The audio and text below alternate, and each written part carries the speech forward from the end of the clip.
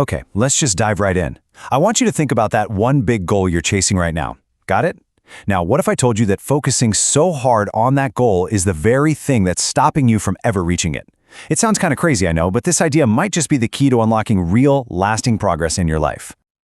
You know, we're all taught to keep our eyes on the prize, right? Aim for that finish line. But what if that intense focus is actually just a distraction? What if staring at where you want to end up is causing you to trip over your own feet right now? So, let's get clear on what we're talking about here. What's the real difference between a goal and a system? Well, it's pretty simple. A goal is the result you want to achieve. The system is the process you follow that leads to those results. So, a coach's goal is to win the championship, but their system? That's the daily grind of recruiting players, designing practices, and running drills. The goal is your destination. The system is the road you travel every single day. And paying attention to this difference is absolutely critical.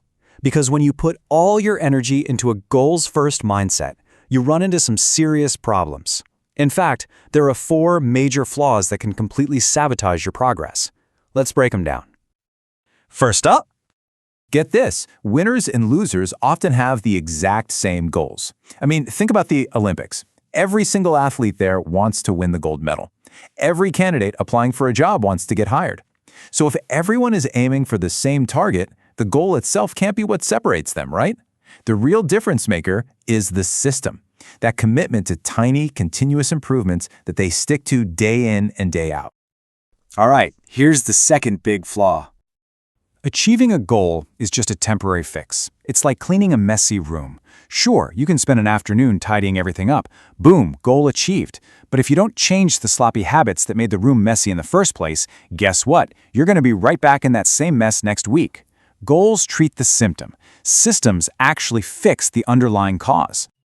The third problem is a tricky one, is a psychological trap that I bet we've all fallen into. It's that classic "I'll be happy when" trap. You know, I'll be happy when I get the promotion. Or I'll be happy when I lose 15 pounds. We're basically putting our own happiness on hold until we hit some arbitrary finish line. But a systems-first approach completely flips that script. When you fall in love with the process itself, you don't have to wait for permission to be happy. You find satisfaction in the doing, not just in the destination. And that leads us to the fourth and final flaw, which might just be the most critical one for long-term success. The thing is, goals can create this massive yo-yo effect. The perfect example is someone training for a marathon. For months, that one race is their entire focus. It drives them. But what happens the day after they cross that finish line? Poof, the motivation just vanishes. They stop training. Because you see, the purpose of the goal was to win the game. But the purpose of a system is to keep playing. This all boils down to a really powerful quote from James Clear, the author of Atomic Habits. He says, "You do not rise to the level of your goals, you fall to the level of your systems." Just let that sink in for a second. It's so profound. Your results aren't a reflection of your ambitions. They are a lagging measure of your habits.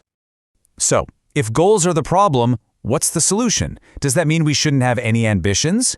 No, of course not. The solution isn't to get rid of your goals, it's to shift your focus from the goal to building a killer system that guarantees progress. Here's the new way to think about it. Goals are fantastic for one thing, setting your direction. They're like your compass. But systems are what actually make progress. They're the engine that moves you forward. You need the compass to know which way to go, but you've got to spend all your energy on the engine to actually get there. I love this way of thinking about it. Imagine a basketball team. Their goal, obviously, is to win the game. But it would be completely ridiculous if the players spent the entire game just staring up at the scoreboard, right? The only way to win is to focus on the process, on playing the game one possession at a time. When you get the system right, the score takes care of itself. Now, let's dig into the psychology here for a minute, because this is where a systems-first approach gets really powerful. This isn't just about a new strategy. It's about fundamentally rewiring your motivation from the ground up. When you're obsessed with a goal, you're usually powered by extrinsic motivation. That's stuff like the trophy, the praise, the money. And yeah, that stuff feels good, but it's fragile. It can disappear in an instant. A system, on the other hand, builds intrinsic motivation. That comes from within. You learn to genuinely love the process itself. And that kind of motivation, it's way more powerful, and it's built to last. And this is the ultimate payoff, the real magic of this whole idea. You might start out by chasing a result. That's the goal.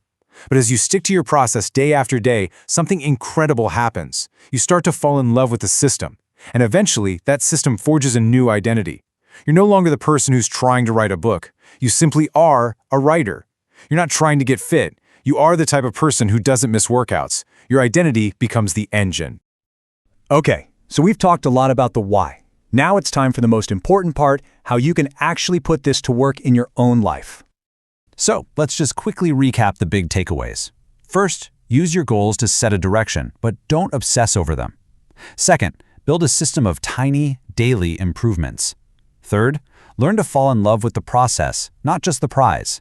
And finally, let that system build you into the person you want to become. So I'll leave you with this one simple question. Forget about that huge, intimidating goal for just a minute. What is one tiny system, one ridiculously small process you can commit to starting today? Maybe it's just putting your running shoes by your bed, or writing a single sentence. The point isn't to change the world overnight. The point is to simply start the system. So what's it going to be?